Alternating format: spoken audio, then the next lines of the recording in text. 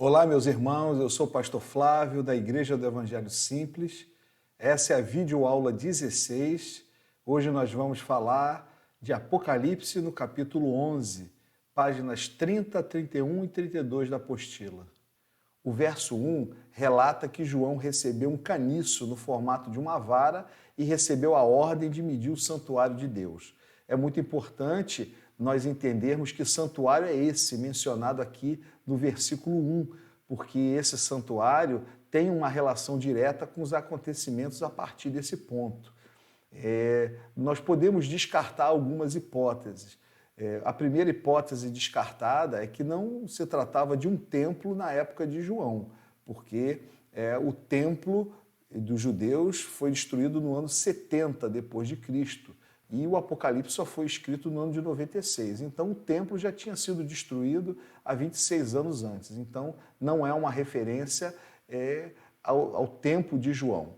Também não é uma referência espiritual de um templo, de um santuário no céu, na Nova Jerusalém, porque há relato bíblico em Apocalipse, no capítulo 21, verso 22, que a Nova Jerusalém não vai ter santuário. Então, a que santuário de Deus a Bíblia se refere?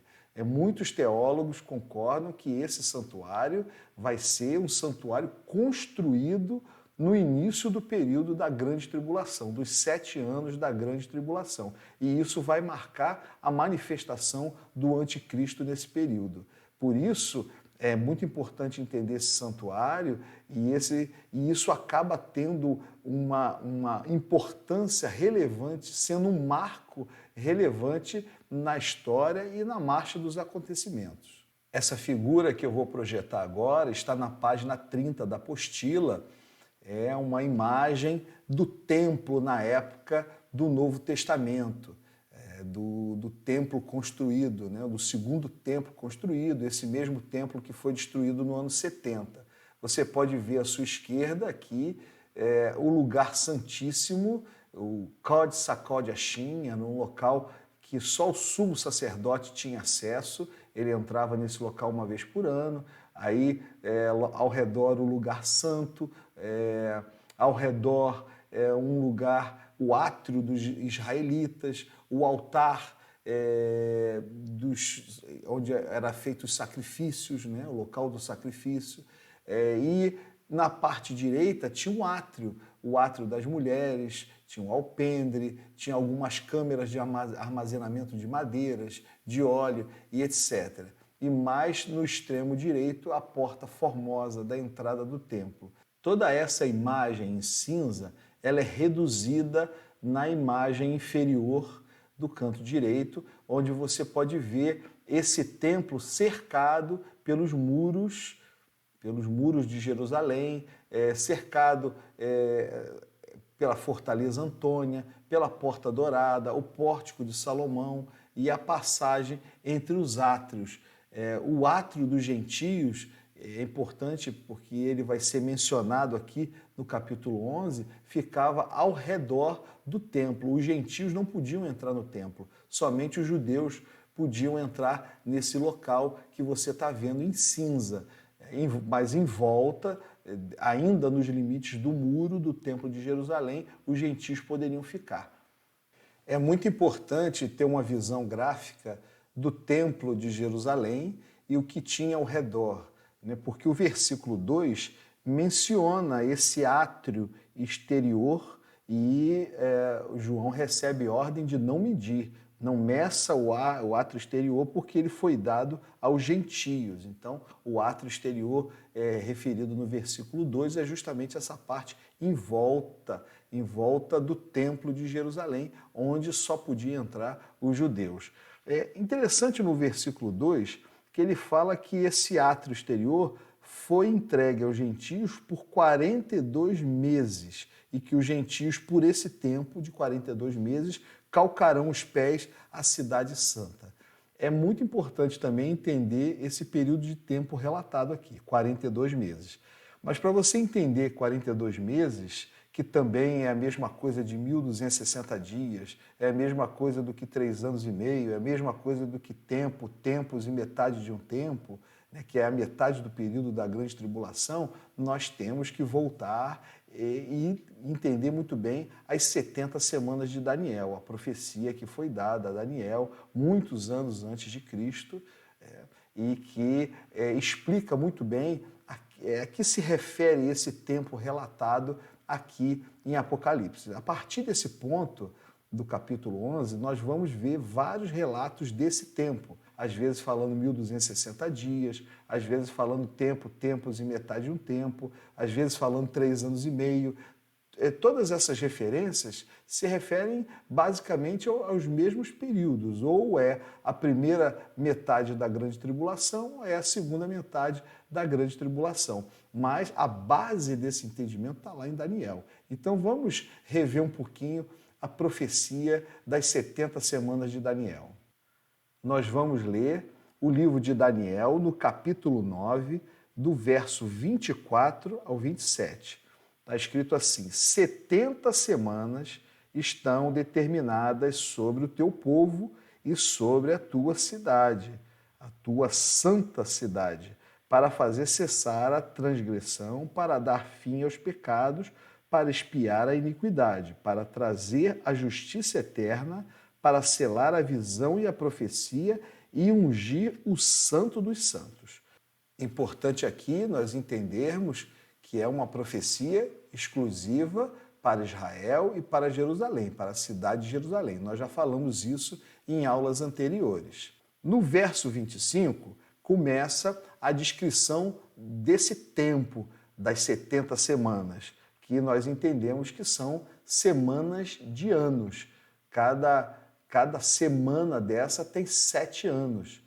Os versos de 25 a 26 relatam o seguinte: sabe e entende, desde a saída da ordem para restaurar e edificar Jerusalém até ungido ao príncipe, 7 semanas e 62 semanas. As praças e as circunvalações se reedificarão, mas em tempos angustiosos. Depois das 62 semanas, será morto ungido e já não estará, e o povo de um príncipe que há de vir destruirá a cidade e o santuário, e o seu fim será num dilúvio, e até o fim haverá guerra, desolações são determinadas. Bem, então vamos entender muito bem esses tempos relatados aqui nessa profecia de Daniel. O verso 25 fala primeiro de 7 semanas. Aqui são semanas de anos. Se são semanas de anos, 7 vezes 7, 49 anos. Depois um período de 62 semanas. 62 vezes 7, que são semanas de anos, são 434 anos. 49 anos mais 434, nós temos 483 anos relatados aqui. Vamos olhar aqui nessa descrição gráfica que vocês vão entender bem. O verso 25 diz que esse primeiro período de 7 semanas, que são semanas de anos, de 49 anos, começa quando saiu a ordem para restaurar e edificar Jerusalém. Vocês sabem muito bem que o templo de Salomão, o templo construído por Salomão, foi destruído pela invasão babilônica, e esse templo foi reconstruído na época de Esdras, na época de Neemias. Mas a ordem, como está escrito assim, a ordem para restaurar foi uma ordem dada por Artaxerxes, o rei Artaxerxes, no ano de 445 a.C., do jeito que você pode ver aí no mapa, é o ponto de partida. Se você somar 445 mais 49 anos, que são 7 semanas, vai dar 396 a.C., ou seja, foi a época, foi o tempo que o templo foi totalmente reconstruído. Demorou 49 anos, de 445 a 396. E aí você soma mais 434 anos, que é equivalente a 62 semanas de anos, você vai cair lá no ano 38 depois de Cristo, que foi justamente o ano que Jesus foi morto, foi crucificado e o ano que Jesus ressuscitou. Aí você vai falar, pô, mas Jesus ele morreu com 33 anos. Sim, mas tem um erro de 5 anos no calendário gregoriano. Então, esse erro aí está embutido nessa conta.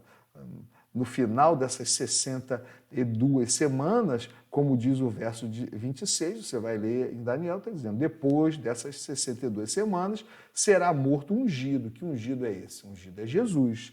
Então já era uma profecia desde a época de Daniel, lá do Antigo Testamento, se referindo a Jesus. Então, não há muita controvérsia, nem muita dúvida em relação a essas 7 semanas mais 62 semanas. A questão é que fica sobrando uma semana. Essa uma semana que falta para completar 70 semanas, que até agora 7 mais 62, 69, falta uma semana. Uma semana de anos representa 7 anos. Então é justamente o tempo da grande tribulação. Né? E aí você vai continuar lendo o texto no versículo 27. O 26 já diz que viria um príncipe que vai destruir a cidade e o santuário. Que cidade é essa? Essa cidade, fica bem claro que é a cidade de Jerusalém. E que santuário é esse? É justamente o santuário do capítulo 11 de Apocalipse. Esse santuário que não existe hoje, nos dias atuais. Esse santuário que vai ser reconstruído. É sabido, eu já estive em Israel 2 vezes, e todos já sabem que os judeus mais ortodoxos, religiosos, eles já têm um mapa, já têm o local, já tem todo o projeto, todo o planejamento para reconstruir esse templo. Isso não é uma hipótese, isso não é uma suposição, isso é uma realidade. A maquete do templo, o projeto, as plantas, está tudo pronto. Só falta um detalhe, só falta tirar os islâmicos, os muçulmanos do local, que é justamente o local da reconstrução do templo. Não é em qualquer lugar que se pode reconstruir o templo. Existe um local específico e nesse local é a esplanada das mesquitas, onde tem a mesquita de Omã, o Domo da Rocha, é um local onde os judeus não podem entrar e estão sob jurisdição dos muçulmanos. Invadir esse lugar, destruir esse lugar para construir um templo, significa nada mais, nada menos do que uma terceira guerra mundial. A situação ali é muito tensa, mas já existe planos de Israel de entrar nesse lugar e reconstruir o templo. E isso, sim, seria o grande marco do início do período da grande tribulação e o marco para a manifestação do anticristo. Conforme nós vamos conectando, é claro que você não vai ler um texto da Bíblia que vai dizer isso claramente, mas se você conectar as peças do quebra-cabeça, várias passagens que nós vamos estar lendo a partir de agora, você vai entender que só é possível a manifestação do anticristo, só tem sentido a manifestação dele com a reconstrução desse templo. Só tem sentido o período da grande tribulação e tudo que vai ocorrer com esse templo construído. Por isso, eu falei no início dessa aula que esse santuário de Deus aqui, descrito no capítulo 11 de Apocalipse, é muito importante para você entender a narrativa a partir de aí. Então, aqui, voltando para Daniel, no verso 27 do capítulo 9, ele fala, ele fará firme aliança com muitos, ele quem? O anticristo. Fará firme aliança com muitos por uma semana e na metade da semana fará cessar o sacrifício e a oferta de manjares sobre a asa das abominações virá o assolador, até que a destruição que está determinada se derrame sobre ele. Então, o versículo 27 é chave. Ele fala dessa última semana e ele fala da metade dessa última semana. Então, essa última semana de 7 anos é dividida em 2 metades de 3 anos e meio. E na metade dos 3 anos e meio vai acontecer o abominável da desolação. Aquele mesmo abominável da desolação descrito por Jesus em Mateus capítulo 24, etc. Nós já falamos sobre isso em aulas anteriores. Tá? Então isso aqui é um marco.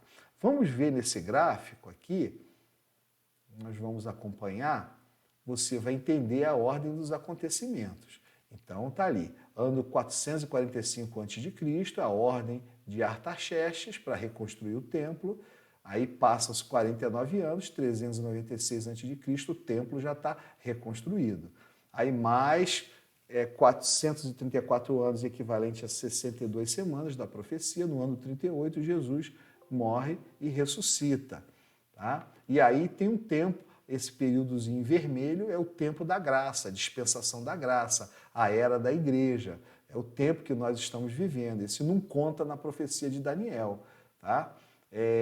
Depois você pode ver uma setinha para cima, é o arrebatamento da igreja, conforme a visão dispensacionalista, né? Obviamente, a igreja é arrebatada e ela vai para o tribunal de Cristo para as bodas do Cordeiro, conforme Apocalipse 19:7. E aí começa esse período de 7 anos aqui da visão de Daniel, dividido em duas metades de 3 anos e meio. Né? No início, Israel faz aliança com o anticristo. Conforme está escrito aqui em Daniel 9:27, o anticristo faz uma aliança. Aí esse santuário de Deus, esse templo é fundamental, porque o grande marco dessa aliança do anticristo com a nação de Israel é justamente dar para eles o que eles mais querem, que é o templo reconstruído naquele lugar onde hoje é cuidado pelos muçulmanos, onde é a esplanada das mesquitas, onde tem o Dom da Rocha, etc. É justamente esse vai ser o marco desse período. Na metade desses 7 anos, o anticristo ele se manifesta, aí ele vai profanar o templo, e aí entra o outro período. Alguns chamam esse primeiro período de 3 anos e meio de tribulação e o segundo de grande tribulação. Outros chamam os 7 anos de grande tribulação. Tá? No final dos 7 anos tem o Amargedon, né? E a volta de Jesus, a parousia, né? A volta física de Jesus, e depois o milênio, 1000 anos, onde Cristo vai reinar, e depois do milênio, aí sim, o juízo do grande trono branco, relatado lá em Apocalipse 20, novos céus, nova terra, Apocalipse 21, etc. Então, essa imagem descreve muito bem tudo isso que nós estamos falando. A próxima imagem, eu fiz um recorte dessas 70 semanas de Daniel, só para explicar para você alguns termos que vocês vão ouvir e vão ler a partir do capítulo 11. Então, a grande tribulação de 7 anos, você vê aqui no recorte do lado esquerdo, dividido em duas metades de 3 anos e meio.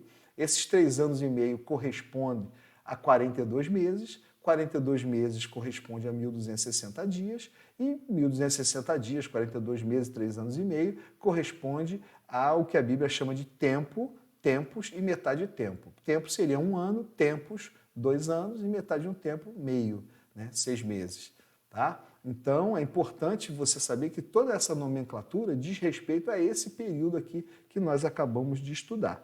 Tá bom? Aí, voltando lá em Apocalipse, no capítulo 11, no verso 2, aí começa a fazer todo sentido, porque João ele recebe a ordem de medir com a vara, com caniço, o santuário de Deus, né, que já é uma profecia do templo que vai ser reconstruído no futuro, na época da grande tribulação, e ele recebe a ordem de não medir a parte externa, que é o átrio dos gentios, que ela vai ser dada para os gentios durante 42 meses. Ou seja, essa é uma referência à segunda metade da tribulação, onde o anticristo vai profanar esse templo e ele vai fazer o que quiser aí com esse local durante esse período.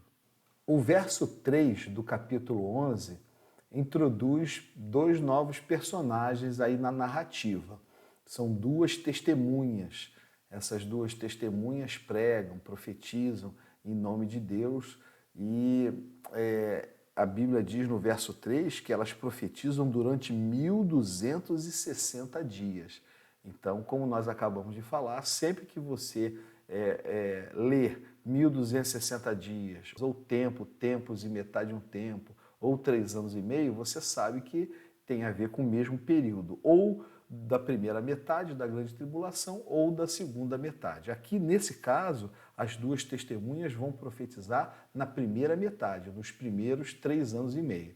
Então, qual seria o papel dessas 2 testemunhas? Há muitas teorias, a respeito disso, mas a a teoria que faz mais sentido para mim e que se alinha com a visão dispensacionalista é que essas duas testemunhas vão ser os grandes pregadores da palavra de Deus durante esse primeiro período da grande tribulação. São essas duas testemunhas que vão pregar e dar testemunho de Jesus Cristo para os 144 mil judeus. Testemunhas judias, né? São judeus que vão dar testemunho para os judeus. A igreja, conforme a visão dispensacionalista, não vai estar mais na terra, porque ela vai ter sido arrebatada, e quem vai pregar para os 144 mil são justamente essas duas testemunhas. E elas, obviamente, não alcançarão somente os 144 mil judeus, vão alcançar também os remanescentes, aqueles que são gentios, que não foram no arrebatamento, que de alguma maneira vão ser alcançados também pela pregação dessas duas testemunhas, dos 144 mil depois convertidos. Obviamente, como eu já expliquei aqui, esses 144 mil serão preservados, selados, preservados dos juízos de Deus, da perseguição do anticristo durante esse período. Agora, os remanescentes não, os remanescentes serão mártires. Eles vão se converter durante o período da grande tribulação, mas à custa, ao preço da própria vida. Tá bom? Então, há muitas teorias, mas essa é a teoria que faz mais sentido para mim. O papel dessas duas testemunhas é pregar e dar o start da pregação do Evangelho, e a partir daí os 144 mil vão se converter. Há também muita discussão e muita teoria a respeito da identidade dessas duas testemunhas. Alguns sustentam que essas duas testemunhas seriam Josué e Zorobabel.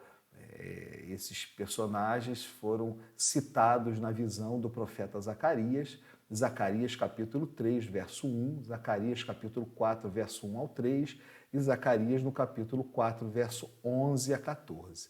Tá? São teorias, né? Porque esses homens estavam relacionados na visão do profeta Zacarias às oliveiras que se achavam diante do Senhor. Há também a teoria que esses dois seriam Moisés e Elias, né? Os mesmos Moisés e Elias que teriam aparecido num corpo glorioso, talvez, ali na transfiguração. É um relato de Mateus, no capítulo 17, verso 1 ao 8. Jesus foi ao monte com Pedro, Tiago e João, e ali ele foi transfigurado e Moisés e Elias apareceram ali. Alguns dizem que se trata de Moisés e Elias. Há uma outra teoria também, que diz que essas duas testemunhas poderiam ser Elias e Enoque. Por que isso? Alguns sustentam isso porque foram os dois personagens bíblicos que não morreram.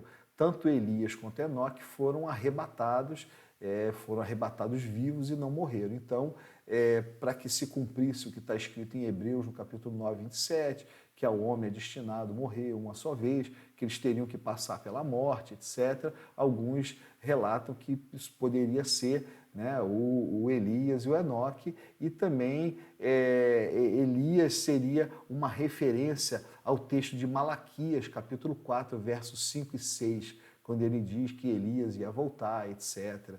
Mas a gente sabe que não é o caso, porque Jesus deixou bem claro que essa profecia era um apontamento para João Batista. Né? Jesus falou, o Elias lá de Malaquias é o próprio João Batista. Não que seria uma reencarnação, mas que seria o mesmo espírito profético que estava em Elias veio sobre João Batista. Então, essa hipótese é um pouco improvável. Irmãos, isso são apenas especulações. Eu estou citando para vocês o que se fala, mas ninguém pode, em sã consciência e com honestidade intelectual e bíblica, afirmar quem são essas duas testemunhas. Qualquer coisa que eu falar aqui, você não fica frustrado comigo, porque eu não tenho fórmula mágica para aquilo que a Bíblia não relata com clareza. Ela aqui fala de duas testemunhas, não diz a identidade. Então, qualquer coisa, qualquer nome que nós dermos aqui seria mera especulação. Então, eu estou citando essas teorias, mas eu particularmente eu não gosto de afirmar que é uma pessoa ou outra. O importante aqui é o papel dessas duas testemunhas no cenário da grande tribulação. É interessante que a partir do verso 4, a Bíblia vai descrevendo a característica dessas duas testemunhas. E pelo relato bíblico, elas eram pessoas poderosas, não serão pessoas poderosas. Aqui o verso 5 diz que da sua boca sai fogo para devorar os inimigos. Ninguém vai conseguir atingir essas duas testemunhas, essas duas pessoas, porque elas vão emitir fogo na boca. No capítulo 6 diz que elas vão ter autoridade para fechar o céu, para que não chova. Também fala que elas vão ter autoridade sobre as águas, para converter águas em sangue, e determinar flagelos e juízos. Então, irmãos, imaginem o transtorno que essas duas testemunhas vão causar para o anticristo. Vai ser uma pedra no sapato do anticristo. São duas testemunhas que vão estar na terra com poderes concedidos por Deus. E durante esse período que elas têm que dar esse testemunho, elas não vão poder ser tocadas por ninguém e nem pelo anticristo. Ninguém vai conseguir abater e elas vão ser justamente uma pedra no sapato do anticristo. Enquanto o anticristo vai trazer toda a adoração, o falso profeta vai canalizar toda a adoração para o anticristo, essas duas testemunhas vão estar remando contra a maré e vão proclamar Jesus Cristo e vão estar pregando o evangelho, etc. O versículo 7 diz assim: quando tiverem então concluído o testemunho que tem que dar, então tem um tempo determinado, que é a primeira metade da grande tribulação, os 3 anos e meio iniciais. Quando isso acabar, aí sim, aí Deus vai permitir que o anticristo peleje, brigue com elas e vença essas testemunhas e mate essas duas pessoas. A Bíblia diz aqui no verso 7 que o anticristo vai pelejar, vai vencer, vai matar, e o cadáver, os corpos dessas duas testemunhas vão ficar expostos ali em Jerusalém, aqui deixa claro que é a cidade que Jesus foi crucificado, vão estar expostos por 3 dias e meio, verso 9 fala isso. Os cadáveres vão estar expostos. E isso vai ser motivo de grande festa. Festa para quem? Justamente para aqueles que estão aliados e aliançados com o anticristo. É interessante que o verso 11 narra que essas duas testemunhas vão ressuscitar depois de 3 dias e meio, com o cadáver exposto em praça pública ali em Jerusalém. Essas testemunhas vão ressuscitar de uma forma retumbante, de uma forma gloriosa, elas vão ser elevadas ao céu, E isso tudo vai causar grande pânico na população ali, grande temor de todos. E a Bíblia diz que esse evento da ressurreição dessas duas testemunhas, e essa ascensão dessas testemunhas ao céu, elas vão causar um grande terremoto e 7.000 pessoas na cidade de Jerusalém vão morrer em função disso. Então isso vai ser um grande marco desse período. Obviamente, a morte das duas testemunhas e a ressurreição delas vai se dar justamente na metade dos 7 anos, na transição da primeira metade para a segunda metade. Primeira metade, o povo de Israel, a nação de Israel fazendo aliança com o anticristo, e na segunda metade o anticristo profanando o santuário de Deus, e aí sim se revelando quem verdadeiramente é e rompendo com Israel. E vai ser nesse período que as duas testemunhas vão ressuscitar e elas vão ter cumprido o seu papel, que é pregar o evangelho para os 144.000. Aqui, a partir do verso 15, aí finalmente o ressoar da 7ª trombeta. Mas a 7ª trombeta não tem nenhum juízo associado a ela. Nós entendemos que a 7ª trombeta, o ressoar da 7ª trombeta é o terceiro ai da águia, é a liberação para o derramar das 7 taças e dos 7 flagelos. Assim como o 7º selo liberou as 7 trombetas, a 7ª trombeta libera as 7 taças. E essa ressoada, a 7ª trombeta, proclama a chegada do reino de Deus. O verso 19 relata que no santuário de Deus, visto ali e medido por João, foi encontrado ali a arca da aliança. E alguns especulam que a arca que sumiu aqui na terra, foi transportada no céu. Isso é uma conjectura muito pouco provável, né? Porque o texto de Hebreus, no capítulo 9, verso 21 a 24, fala que as peças do templo eram somente uma cópia das originais que existem no céu, né? Então, no céu não tem nada físico, irmãos. Então, essa hipótese que alguns levantam, que a arca está lá no céu, que ela nunca vai ser achada e tal, eu tenho dificuldade de imaginar o céu com coisas materiais. O céu é um lugar espiritual e, como o texto de Hebreus que eu acabei de mencionar diz, essa arca física era apenas um espelho da arca mesmo que existe no santuário de Deus, no céu, no sentido espiritual. Não a Nova Jerusalém, que não vai ter santuário, mas sim o paraíso, onde Deus está, né, nesse local provisório, até que todos nós possamos habitar a Nova Jerusalém. Bem, meus irmãos, essa foi a aula de hoje. Você está de parabéns, porque nós já concluímos 50% do curso, né? Capítulo 11, são 22 capítulos de Apocalipse, então nós chegamos à metade, tá? Ainda na metade. Tem muita coisa ainda por acontecer nos próximos capítulos. Então continue com a gente. Se você gostou, curta essa videoaula, curta o nosso canal, convide um amigo para estar assistindo o curso conosco e você pode ficar à vontade para fazer algumas perguntas a respeito dessa aula. Tá bom? Que Deus abençoe a sua vida grandiosamente.